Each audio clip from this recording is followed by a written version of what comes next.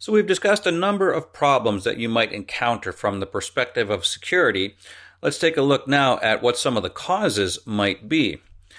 Now, as far as ports and services go, the port for any given application is simply the communication channel, if you will, by which that application is accessed. So when it comes to firewall configuration, you simply need to know which services should be running on this server so that they can be accessed. Open the ports that are necessary, close the ports that are unnecessary. And really that is the most basic level of firewalling. So ensure that the configuration is doing exactly that.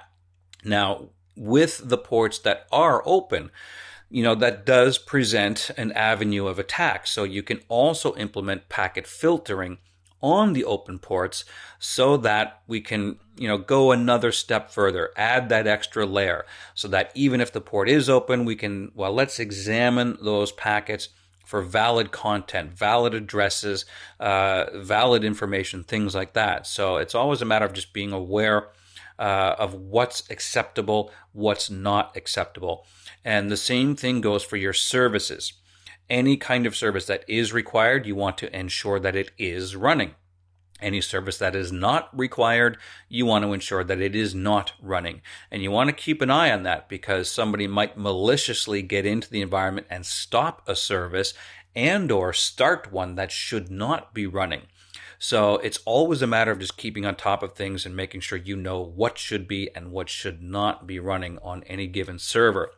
So similar, the flip side of that you see is inactive services. If your server, for example, is a DHCP server, it's responsible for handing out IP addresses to your clients, then you obviously want that service running. But things like denial of service attacks or DOS attacks actually will actively target that service and try to take it down. So we always need to know what should be running. So this way we can look at any given server and see, okay, if that service is not running, that's a problem. So you need to be aware of that. Now, intrusion detection configurations, firewalls can only go so far. If you deem that a port needs to be open, then that port is open. You can have some filtering on there, but it is essentially open.